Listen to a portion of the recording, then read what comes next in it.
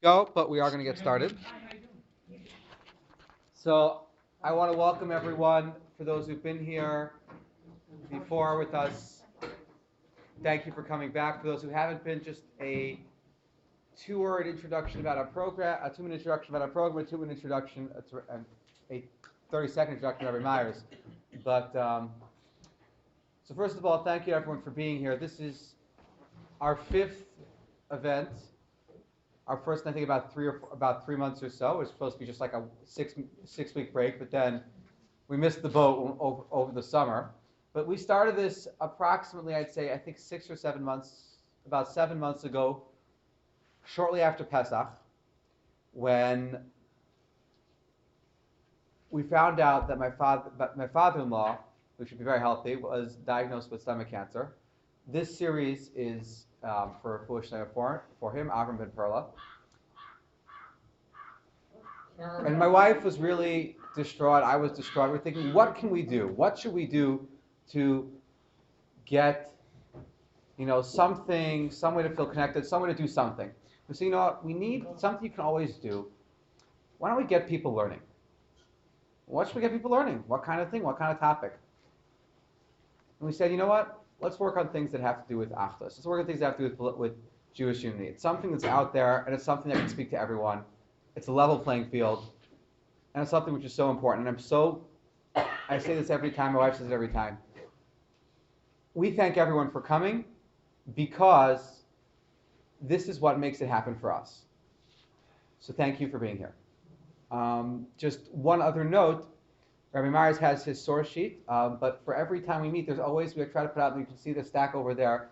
First of all, there's a sign-in sheet, so if you want to be contacted about future events, if you somehow missed it, we are starting to get ourselves on shul newsletters and things like that, but never hurts to be on the email list. So we do have a sign-in sheet. And secondly, there are also a little stack of cards with a list of four small suggested things to do until the next one. We try to meet monthly, around the same week of the month, so you can try one a week. But 4 suggestions, little 2-minute thought exercise, something that'll work into our theme. I've tried them before, and they're really little things like that. Taking 2 minutes a day to remind yourself of this message will make a big difference. With that, I just would like to thank Rabbi Meyers. It's not one of the first time that I've heard Rabbi Meyers speak, and I can tell you that he's amazing. Having worked with him for a whole year last year, I can tell you that this is a unique gift that we have here in Seattle, and I won't say any more than that, but without further ado, Rabbi Meyers. You're too kind, Rabbi Bergman. I'm going to send you a check after this year is over. So this topic, I think the Mesilas Yesharim, Rav Moshe Chaim Luzzatto says at the beginning of Mesilas Yesharim that he's not really coming to say anything really new. And so I'm not going to say any grand chidushim or new ideas. I won't hit my head, thank you. Oh, my wife cares about me. We're B'Lev Echad.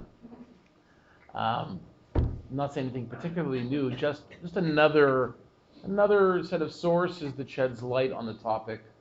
And so I guess more the process as opposed to the conclusion, although the conclusion's important. So I chose a passage which everyone should be familiar with, and I apologize in advance for the lack of English, but I was limited in my time, and I therefore did not get the English on there. But this story in Perek Chaf, of Sefer Bamidbar is a famous story of Moshe Rabbeinu being asked to draw water from the rock, and the commandment that Hashem gave him was, of course, to him and Aaron, v'dibartem el hasela, and you should speak to the Selah. So we'll start with the first source. Vaydaber Hashem el Moshe lemor. So God spoke to Moshe saying, take the staff and gather the congregation, Atav Aaron achicha, you and your brother Aaron, v'dibartem el hasela le'einehem. Speak to the rock in front of their eyes. V'natan meimav, it'll give its water. And you'll basically extract water from the rock, and you'll feed both the congregation and their cattle. So the instruction was pretty clear. Take the staff in your hand and go talk to the rock. At first blush, what's already a problem about the instruction that Hashem's giving him? A little bit, perhaps even misleading. What does he tell him to do? What do you need the mateh for? So the mateh, the staff, is going to ultimately be used by Moshe to hit the rock. he says gather the people, maybe it has like a flag. Yeah. Like the shevet is the. Yeah, right. Presumably, one could answer that by saying it's a sign of authority. It's a tool by which to gather people, and it was never meant by Hashem for Moshe to use the staff in order to hit the rock, because he says clearly v'dibartem el hasela. So in pasuk tet, Moshe takes the mateh and he gathers the nation around this rock. Pasuk yud vayakilu Moshe v'Aaron et hakal el pnei asala vayomer lahem shimu na hamorim. Listen now, you rebels. Hamin hasela hazen otzilachem mayim. Are we going to draw water out of a rock for you? Listen, you rebels. Picks up the staff in pasuk yud aleph, hits the sela not just once but twice. Vayachad hasela b'matel pa'amayim, and lots of water comes out of the rock. And the pasuk ends, verse yud aleph ends with vatesh ta'ida uviram. The congregation and their cattle, as was God's plan, drink from the water of the rock. And Hashem is infuriated. Pasuk yud bet. Vayomer Hashem el Moshe vel Aaron, yan lo ha'amantem bi. Sounds like because you did not believe in me, lahakdisheni le'nei bnei Yisrael, to sanctify me in the eyes of the Jewish people. Lachein lo taviu et hakal hazeh el ha'aretz asher natati lehem. You won't bring them into the land. So it's a pretty serious punishment. Don't go into the land because of the incident of the rock. So what was the chait of Moshe? So I think there's an Abarbanel on this who says there's like 15 different explanations as to what his chait is, and he didn't want to offer an explanation because he didn't want to add to the list of sins that Moshe was already accused of committing. But this is a subject of a famous argument amongst the Mefarshim. The commentary says exactly what Moshe did over here that warranted such a harsh response, and specifically what was it that he did. So what are the two obvious options? Option number one, Cliff? Well, what I read is he struck the rock when he was told to speak with it. And, Okay. And he misjudged the people by, well, maybe it's two things. He misjudged the people by calling them rebels, because this was the second generation, which had the first generation had died in the desert. And he was supposed to show how if you could talk to a rock, people could talk to each other. So he failed to get that lesson. So is it the hitting of the rock, or is it the misjudgment of the people? Or is it the same thing?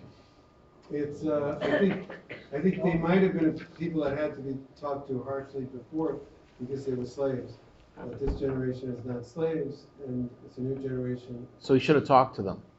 Right. He should have talked to them, or should have talked to the rock? Both. Both. Yeah.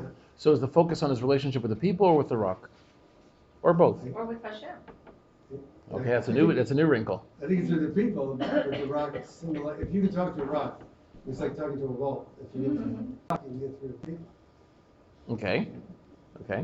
So what I like to do is present a Rashi, a little bit of a cryptic Rashi, and then some verses from Perek Yud Aleph of Bamidbar, and then a Mizrahi who tries to figure out the Rashi, and then a solution by the Maharal.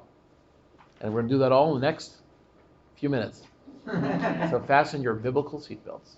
Says Rashi, Yan lo ha'amantem bi. Second source there, because you didn't believe in me. Says Rashi, Gilah katuv. The Torah reveals here, she'ilulei chet zeh. If it were not for this sin, bilvad. In other words, this is the only sin. If it wasn't for this sin, hayu nichnasim la'aretz. They would have gone into the land. Kadei shelo yomru aleihem ka'avon shar dor hamidbar. Shenigzar aleihem shelo yikansu la'aretz. Kach haya avon Moshe v'Aaron. So they shouldn't say that just like the generation of the desert that was decreed upon them, they shouldn't go into the land. So too the sin of Moshe and Aaron. Rashi says, but isn't Moshe's statement earlier in Bamidbar chapter 11, which was Hatzon ubakar yishachet? Now what does that phrase mean? Hatzon ubakar yishachet. What is tzon? What is bakar? Tzon is sheep. Bakar is cattle, and yishachet will be shechted. Isn't the statement of Moshe, will the sheep and cattle be shechted, more difficult than this? Isn't it more troubling than this? Isn't Moshe's statement in Bamidbar Yud Aleph more troubling than this? In other words, if you're going to punish Moshe for something, punish him for, not for this, but for what he said in chapter 11 of Bamidbar. When Rashi says, V'halo hatzonu bakar yishachet, quote unquote, kashem izo, He says, look, if you wanted to find a sin for which to penalize Moshe and Aaron for not going to Eretz Yisrael, choose a previous statement of Moshe's. Ella, says Rashi, I'll tell you why he wasn't punished for that.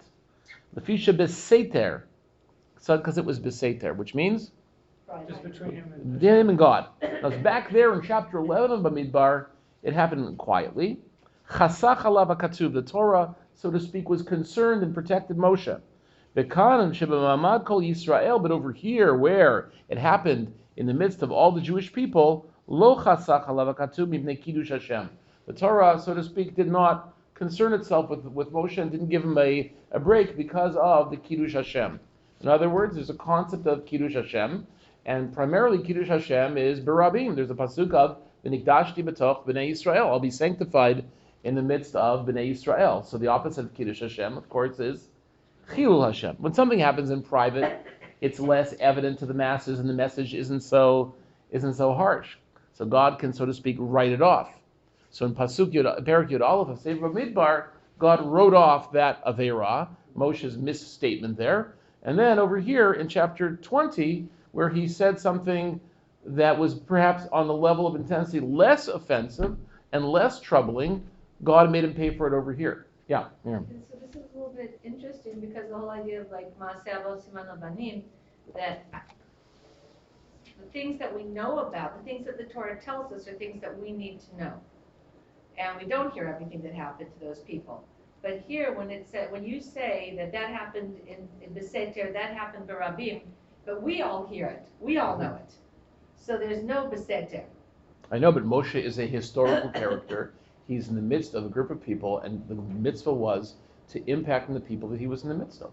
So since factually the earlier incident happened in private relative to those who he had to impact on, so God didn't feel it was so severe. So even though we know about both, I mean, none of Yeah. them are secret to us. Right, Hashem right. wants us to know Yeah, about look, both of these the events. language of the pasuk, Yan go'emanti bi lahaktisheni le'ei b'nei Yisrael, because you did not sanctify me in front of the eyes of the Jewish people at the time. That's why I'm holding you to task on this. So the Gemara, the Rashi basically says is that even though the earlier statement was more harsh than this statement, nevertheless, the severity of the context itself dictated the punishment to Moshe and Aaron.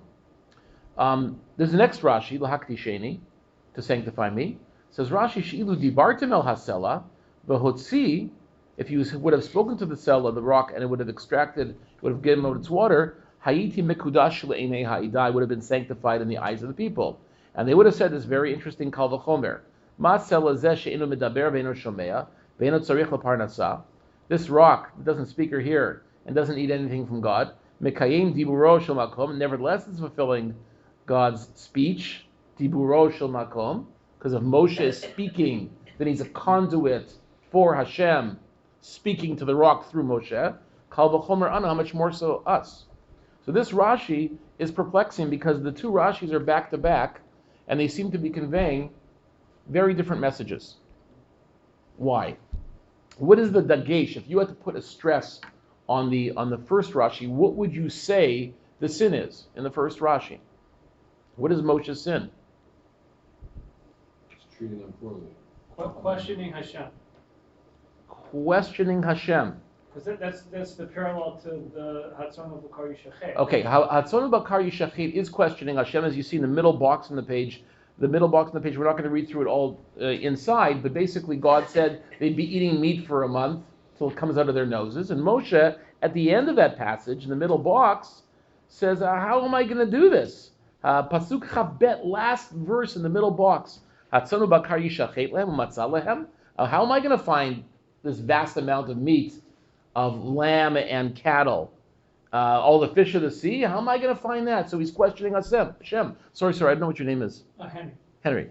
And he's saying, well, so if Rashi, in the first Rashi, is comparing this incident to the story in chapter 11 of Sefer Bamidbar, and there's a questioning of Hashem and not trusting in Hashem, so presumably the Dibur over here is also not trusting in Hashem. The hitting instead of the hitting or the Dibur? Maybe I was actually asking too directed a question. You're suggesting that the first Rashi, the problem is the hitting. again, if it's a parallel to Perek Yud Aleph, the fact that Moshe hit the rock instead of speaking to it, it's like he didn't believe that speaking would work. Okay, so the parallel that's being drawn is not that the two incidents involved a sin of dibur or speech, but rather the action over here implied a lack of faith in God, like the speech over there. Okay, so you're saying the first Rashi is talking about the hitting of the rock. Maybe, yeah. Okay, and the hitting of the rock displayed a lack of bitachon in God, just like Moshe's speech in the earlier incident. If you say it that way, then the next Rashi is beautiful.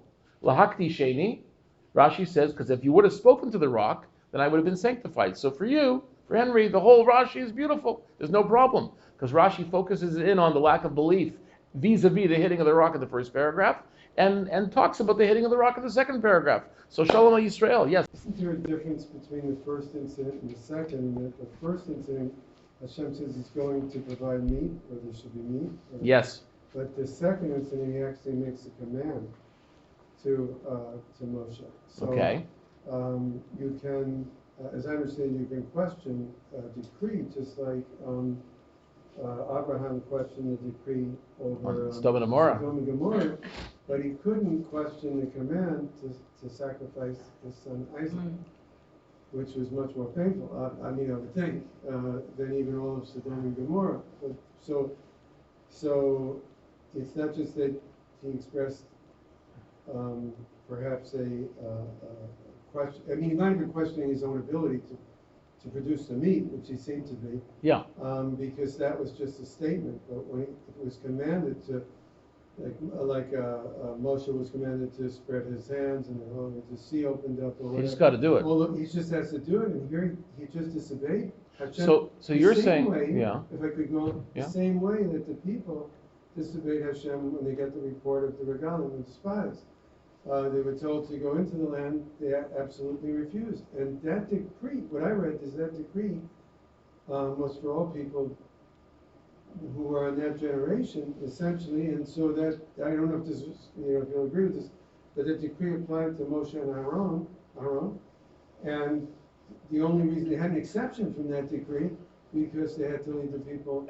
Okay, it's a different approach, but I mean, I would also say the bulk of what you said, I think, is not consistent with this Rashi, because this Rashi says, the way you presented it, just to review if I understood you correctly, maybe I misunderstood, but you said that disobeying a command is more severe than questioning how is this meat going to be produced. So therefore, there's a more severe transgression over here in the story of the rock. So the Rashi doesn't say that. Rashi says the opposite. He says, wasn't that Moshe's comment back there about questioning if he could provide the meat more severe than over here? And the only answer the Rashi gave was, true, it was more severe back over there when he questioned God's ways and God's ability to provide the meat, only here it was in public, so God took him to task in public. So Rashi seems to say that intrinsically the questioning earlier on was more severe, even though it wasn't in the form of a command, and it was just a questioning of God's ways. So I wouldn't say that what you're saying is consistent with Rashi. But I just want to just review before Dan's question, that what Henry said is essentially Rashi is internally consistent. The sin was the hitting of the rock, and the hitting of the rock has been compared to a statement early, because both reflected a lack of trust in Hashem. Yeah, Dan. I hear the Rashi, I understand the Rashi, but I question the sin. Yeah. So, Moshe's hit a rock in the past to produce water. Yes. So, he's human like everybody else.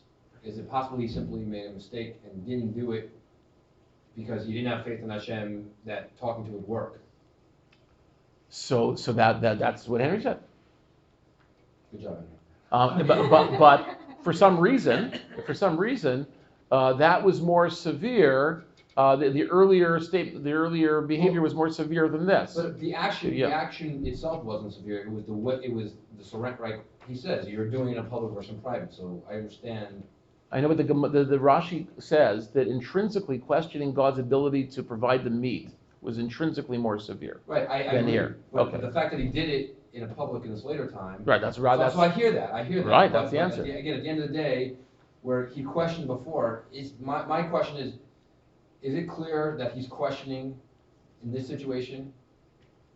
Or is it possible, again, I know they say when you're a great man, you have greater responsibility, and therefore a little sin. Yeah. So I understand, can you look at that in this lens, right? Can you look at it, Moshe, again, he's hit a rock in the past, and he... Okay, so you have a hard time buying into Henry's suggestion that he didn't trust in Hashem, because, God said there's a similar action before, hit the rock. Right. What's to say that he did? Maybe he just made a miscalculation. Yeah. Okay, so I just want to just shed light on this by looking at the Mizrahi and then looking at a Maharal with you. The Mizrahi essentially raises a question. He thinks the Rashi is internally inconsistent. He thinks the Rashi has got this stira pnimit, this internal inconsistency, and he leaves it in what some may say is rather unsatisfactory solution. And the Maharal comes to the rescue, we'll see, and gives his own approach as to why the Rashi isn't internally inconsistent. The way we have it so far is that Henry says the Rashi is fine, it's all about hitting the rock. Dan questioned whether or not hitting the rock was really a display of lack of belief in God.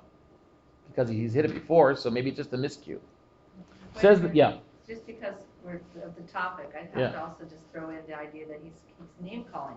It's not nice to call names. But so did Rashi say the sin was one of Title, name calling? Hint. Okay, very good, very good. She knows my technique. KISS. Okay. Simple. Yeah, well, I'm trying to keep it simple, but see, Henry said that the sin was hitting the rock, even in the first paragraph. But the words that he says, listen up, you. But did Rashi point that out? I know there's a lot of words in the verse. Did Rashi highlight that? Oh, Rashi. So yeah, Harry. Maybe in the first one. Amalia Zaba. That's why would it work? I mean, God says, talk to the rock, and I'll make water come out. Right, that's another question. Hits the rock, why would water come out? I mean, and if God is concerned that Moses would not sanctify his name by not following his instructions, all he has to do is not make water come out. Right, well, so there's a separate need here, and that's the need of the to drink. So just because Moshe's miscalculation, like Nachum the beggar said in Fiddler on the Roof, if you had a bad week, why should I suffer? So what if Moshe made a miscue? Why should they not drink? There was a real need. Fix that in a few minutes. Hey, Moses, I said talk to it. Oh, sorry, folks, I hit it. Okay, should have good, talked right. to it. Right. It's a good question. I'm going to veer away from it because of my limited scope here tonight, but that's a very valid question. Okay. Very valid question. The Mizrahi is looking at Rashi through a microscope. Take a look at the Mizrahi, bottom of the page. L'hakdisheni. Okay, he quotes the Rashi to sanctify me. And essentially, until the middle of that, or towards the end of that second line, he's just quoted the second Rashi. Where Rashi says that if we would have spoken to it, we would have been able to deduce that we as human beings should respond to God's words. End of that second line. Mehacha mashma. From here it implies shechet'o shel Moshe haya mipnei shehotzia mayim min hasela al yedei haka'a v'lo al yedei dibur. So the second Rashi, says the Mizrahi, implies that Moshe's sin was that he extracted water from the rock through hitting it, not through speaking to it. And that's pretty clear in that second Rashi. V'ilu b'parshat mit onanim, however, in the parsha of the mit onanim, namely in chapter Yud Aleph, Gabi, with regards to Hatzonu Bakar Yishachet Lahem, with regards to the sheep and the cattle, should I slaughter for them or can I slaughter for them? Katav, Rashi himself wrote, quote, fourth line, Rabbi Akiva Omer, Rabbi Akiva says, Sheish meot elef raglai, there's 600,000 feet, Vata Marta, Basaratain Lahem, etc. And you said you'll give them meat. Mima speak lahem. Who for them? The Ezek Kashe, Zo o Shimuna Hamorim. Rashi over there says, what's a more severe transgression? The reference to the slaughtering of the meat, or Shimuna Hamorim? Shimuna Hamorim is the phrase from our parsha where Moshe says, listen now, you rebels. So reflecting on Rashi, back in chapter 11 of Bamidbar, in reference to the meat incident, Rashi is weighing over there, what was a more severe statement by Moshe? Was it the statement of, how am I going to get them all this meat? Chapter 11 of Bamidbar? Or was it, listen now, you rebels, which was Moshe's statement in chapter 20. So reflecting on Rashi earlier on, Rashi seems to say that pretty explicitly that the sin over here, namely in chapter 20, was not the hitting of the rock, but rather but rather the listen now, you rebels. And Rashi wrote the same thing, says the Mizrahi in paragraph 1. Take a look now at the end of the 5th line at the bottom of the page. V'ken katav lamata. Rashi wrote similarly here in chapter 20. Gabe yan lo hamantam bi. You didn't believe in me. V'halot sonu bakar kashem izo. Isn't the statement about the meat more serious than this? So the Mizrahi is looking at Rashi across the 2 chapters and saying, Rashi, you are giving me double messages. In chapter 11, you're focusing in on the issue of the rebellion. In the 2nd paragraph in chapter 20, rebellion, so to speak, listen now, you rebels. In chapter 20, 2nd Rashi, you're focusing on the hitting of the rock. But in the 1st paragraph of chapter 20, you're also focusing in on the words, and you're comparing the words here to the words there. So make up your mind, Rashi. Was the sin, 2nd paragraph, hitting of the rock, or was the sin the speech? So contrary to what you said, Henry, before, Rashi views, the Mizrahi views Rashi in chapter 20 is also indicating that the sin was in the speech and not in the hitting of the rock. So there's an internal contradiction between Rashi's over here in chapter 20, and there is a cross-contradiction of Rashi chapter 11, chapter 20. What do you make of it? So the Mizrahi, the best I could tell, basically throws up his hands. Take a look at the top of the next page. He's very exasperated by this. Take a look at the last paragraph, which is the 2nd paragraph on the page. After he goes back and forth and is troubled by the Rashi, the emboldened letters at the beginning of the 2nd paragraph. This is not so difficult. Shari midivrei haRamban zalamadnu, from the words of the Ramban we learned, she'elu ve'elu divrei agadahin, that these are the words of the Midrash. V'Rashi zal midarko, she'efaresh pam al pi agada achat, upam al pi agada acheret. Rashi sometimes will explain an incident with regard to using one midrash and another incident based on another midrash. Afilu kashin agodot chalukot, even if they're chalukot. So what does chalukot mean here? Contradictory. Rashi doesn't have a problem pulling out of the rabbinic lore view 1, and he uses it at a certain place in the Chumash. Elsewhere in Chumash, he'll use a different focus from the agadot. Kol shekein elu agadot. So how much more so these? Shefshar shebishneim yachad haya cheto shel Moshe. It's possible both of them combined were Moshe's sin. It's possible that the sin was both a combination of speaking to them improperly and hitting the rock. Zeh v'zeh gorem. 2 things are the causes. So he says, you know what? I'm not so troubled by this in the end. I asked a nice question. I was feeling a little bit of pain with this question. But at the end of the day, Rashi, between the parshiot internally, is indicating that he's drawing on his expertise in rabbinic literature and is essentially hinting that both were factors in Moshe's demise. And that's why he didn't go into Eretz Yisrael. The lack of emunah was the 2 things combined. Okay? Happy with that? Not really. Yes? Well, Tony also read that Moshe didn't have faith in the people. Wasn't just Hashem. He didn't see that the people had grown in their understanding, and so he wasn't capable of leading them in anymore. Okay. And in a sense, he had done the 10 plagues, and that was his thing. But he was always, from my perspective, he was always questioning Hashem from the very beginning when he said, "You don't have the right man for the job." Mm-hmm. I mean, Hashem said, yeah, "I made you. I know you're right," and he still says, "Why don't you pick the guy you're going to pick eventually, because it's not going to be me." So how is that relating back to the Rashi, I mean, he questioned Hashem, "Where am I going to get the meat from?" It's like he's always, I mean, he seems to always doubt himself and doubt. Okay, but this sounds like it was something so serious that he was worthy not to get into Eretz Yisrael. Okay, so I mean, obviously it's a big topic, but I just wanted to just sort of tie it up in a little package here before we see the Maharal. And the Mizrahi seems to think there's a contradiction in Rashi. It says there's not, because Rashi draws on multiple agadot, and they contradict each other, but over here it's not the end of the world, because they both could be causes. I think the Maharal's pshat is very, very different, if I read the Maharal right. So the Maharal has a perush on Rashi, of course in Chumash, called the Gur Aryeh. And it's a pretty long piece, and we're going to skip around a little bit in it, but we'll start at the beginning, after he raises the same question. So the Maharal says, Omnam, in the middle of that first line, Kasher tidah ha'emet, if you want to know the truth, Kishnei ha'chataim, the 2 sins, Masha Amar Shimu Naha Morim, that which he said, listen now you rebels, V'kimashi kadasela pa'amayim, he hit the rock twice. Hakol chet echad. Kol chet echad, which translated means They're both the same, it's One both. big sin. It's one and the same sin, right? It's one and the same sin. It's not that like the Mizrahi that they both things together caused it.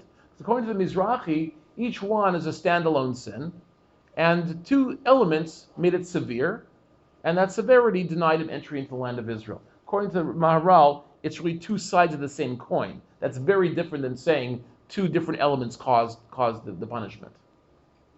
Umipnei sharabim, I'm on the fourth line. Because many are perplexed by this explanation of this matter, and really don't have a grasp on the true nature of the sin. I feel compelled, says the Maharal on that fifth line, to explain this sin. You should know.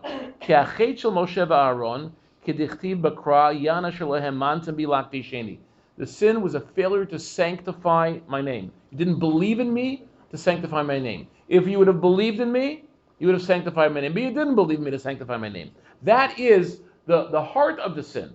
In other words, we've been talking about the action, right? The action, the words, etc. But the heart of the sin is that you didn't believe in me to sanctify my name. V'davar zeh ma shehiku pa'amayim el asela. This idea that they hit the rock twice. Kasher na'aseh lehem nes. Even when a nes was being done for them. Kizeu yitziyah mina emunah. This is a departure from emunah or belief. Ki asu ma'aseh zederech ka'as. They did this action out of anger. Umisha osem mitzvot Hashem derech ka'as. Somebody who does God's mitzvot out of anger. Skip to the next paragraph with little smaller letters. Bifrat, specific text of a nes, of a miracle. Kazeh, like this. Kamosha asuheim, like they did. Where was the ka'as? Where was the anger? Sha'amru shimuna hamorim. So the stage was set with the anger. That was the emotion. The kain shiku el asela. Ein ze emunah. That's not belief in God. Ki emunah hu mishaboteach bo yiparach. Ein lo bo rak simcha. Someone who truly trusts in Hashem only has the emotion of simcha, which is joy. Shezeh inyan emunah. Shema'amin bo uboteach bo. V'ima bitachon simcha. So the Maharal's approach, and he's, as you know, Maharal's somewhat wordy, and I'm sure there's nuances in every stage of the Maharal, but in a nutshell, the Maharal essentially says, trust equals simcha, joy equals trust. So as soon as you begin the process by Shimunah HaMorim, and listen now, you rebels, you are exhibiting a lack of trust. Now, what's the connection between the hitting of the rock and the statement, listen now, you rebels? What's the connection between the hitting twice, or hitting once really, and the statement, listen, you rebels? Hitting is an act of anger. Right, the hitting is an expression of the anger. So it's unlike the Mizrahi, who says two elements caused it. The Maharal says that the headline here is anger. And the anger expressed itself in the words and expressed itself in the hitting. And therefore Rashi has no problem mixing and matching the two together between Parshiot, internally in the Parshiot. It's all one sin. Yeah.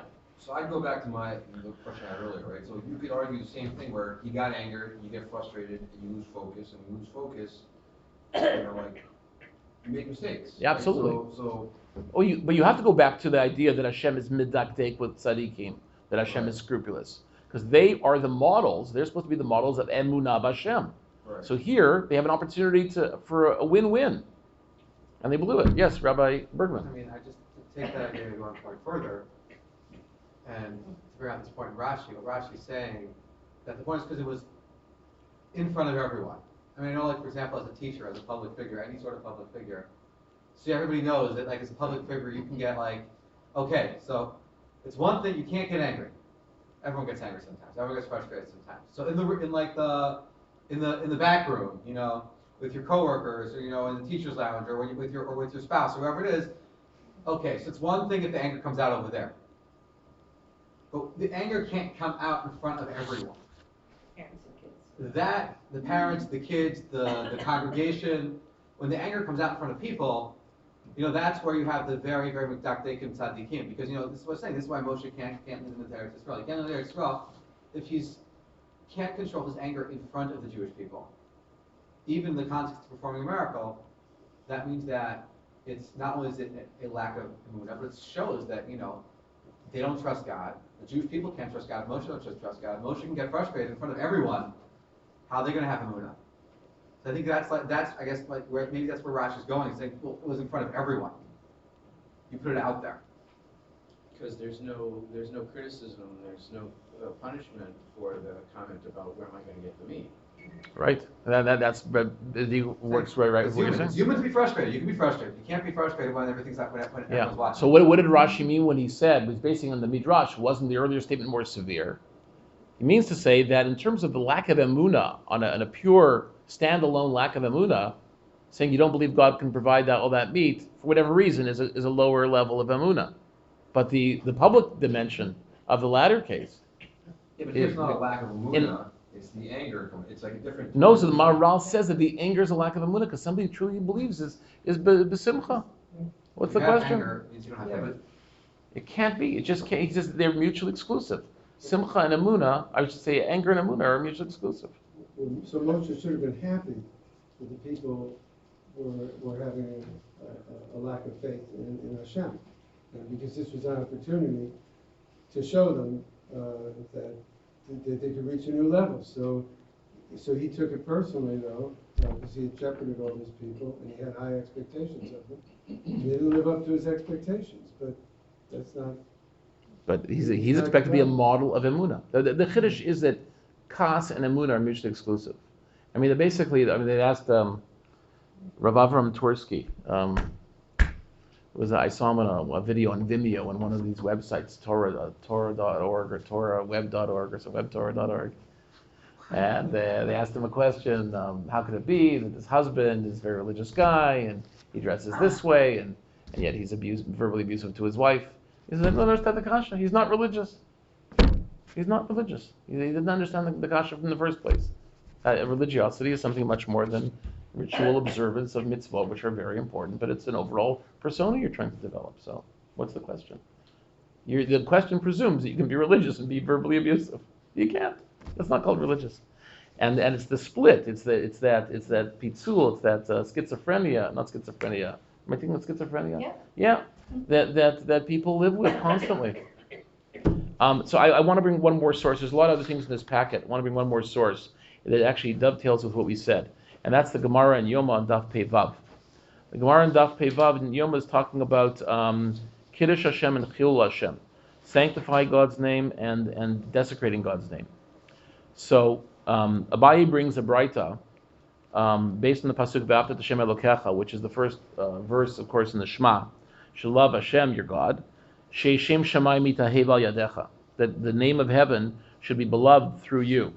She'ekori v'shona mishamesh talmidei chachamim. You should read Torah and learn Mishnayot and serve Torah scholars. In other words, spend time with Torah scholars, watching them, learning from them.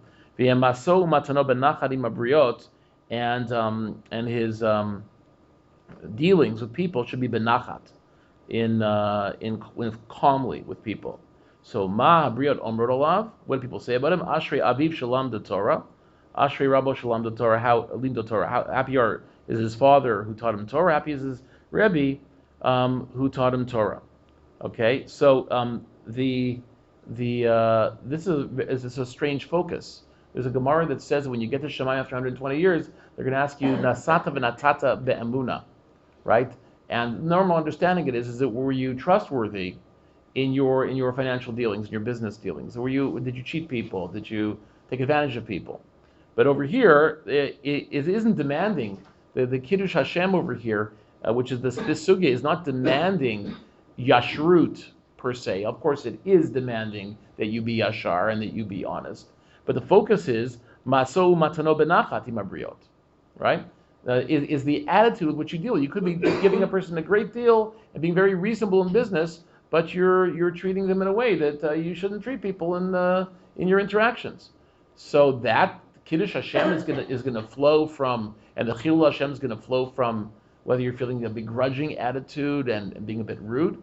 That's going to impact on whether they say this guy it's very good that he learned Torah, or or it's very badly learned Torah? Why didn't they talk about yashrut or being upright and honest? Had an opportunity to say it over here, and they didn't. What is maso matano benachat?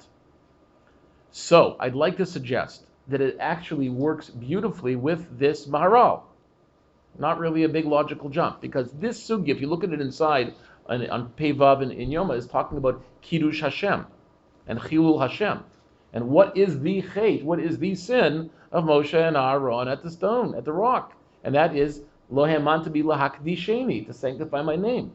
And Maharal said that anger and a begrudging attitude and an angry attitude is synonymous with lack of emunah. When you're walking and you're supposed to be a walking example of emunah b'Hashem, and you are angry, so then you lose the opportunity for the Kiddush Hashem. And you are doing the opposite, you're being Mechalel Hashem. So I think perhaps that not that this Gemara is not interested in honesty in business, God forbid, but the focus on Maso Matano Benachad, being peaceful and calm when you're dealing with people, is the key to Kiddush Hashem, because that establishes you as somebody who believes in Hashem. And therefore, people want to be around a person who believes. It's very attractive. Ashrei Aviv Shalim Do Torah is because I want to be a believer, because people are looking for meaning. They're looking for a sense of trust in a higher power and a system that's going to put their trust in. And the rest of the sources are the Ramban and Igeret Ramban about the importance of staying away from kaas, of anger. And one thing Chazal say is divrei chachamim benachat nishmaim. Right? What does that translate to? That the words of scholars are heard when they're said benachat. So you could say simply that the reason that the words of scholars are listened to when they're said benachat and peaceful is because people don't like being screamed at. People don't like being coerced. So therefore, if you got a Torah message, don't be coercive.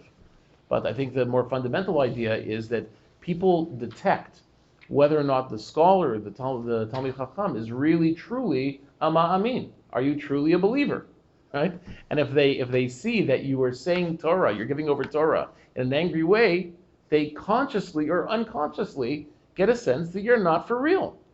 So divrei chachamim benachat nishmaim, the words of chachamim are heard benachat, is because they'll detect that it's authentic. It's coming from you. It's authentic. Mr. Bergman. I think that is a beautiful idea, and in fact, when we were trying to develop kind of like what topics we would cover in this series, we thought that one of the topics should be Lashon Na'im, and people question why don't you do like Lashon Hara? That's the topic that people discuss is Lashon Hara. And we said, well, we'd rather focus on something that's proactive. And when we were trying to find exercises for the card, one theme that we came across a lot was like, well, look around and like be positive, have a positive attitude, and that will be reflected in your speech. And I think that a lot of having a positive attitude and looking for ways to increase your positivity has to do with really boosting your emunah. And so yeah, it's just, I think that that's a really beautiful message. It's the proactive way to really enhance all of your interactions and yourself. As opposed to the sur meira, like don't say nasty stuff about people. Like you shouldn't do this, and learning all the halachos about that, which is really important. But this is really the core. So thank you so much for shedding light. Okay. Right. Okay, so thank you very much, Rabbi Meyers, for the words. As Rabbi Meyers said, there are many more sources here, and there are both Hebrew and English Pirushim. It's a very worthwhile thing to read the famous letter of the Ramban. So thank you very much for sharing all of that. For anyone who did not get, there is a sign-in sheet, both a sign-in sheet that Dan Burke is holding onto. If you want to be informed in the future, just let us know you came. We want to always keep get a little track of who's coming, who's on board. Tell people you were here. Tell people if you liked it. Don't believe if you don't like it, if you didn't like it. But and then also, as my wife was mentioning, but we have these little cards here. Part of the idea of how to take this one step further. It shouldn't just be a share, but it should really be a growth, a group for growth. So we have these little food for thought cards. 4 little ideas. Something you can do once a day. Take 2 minutes. Think. To compliment someone, something nice. Just try to take the message home a few different ways. And I can tell you, like I said, 2 minutes a day makes a huge difference in your life. So thank you very much, Rabbi Meyers. Okay, pleasure. And just finish by reminding everyone, as part of the happy feelings in Bein Adam L'Chalira, we have the chocolate milk and cookies in the back. So everyone should feel free to partake. If you didn't get before, feel free to take now and let the good feelings grow. Thank you very much. Okay, good. Actually, go ahead to everyone.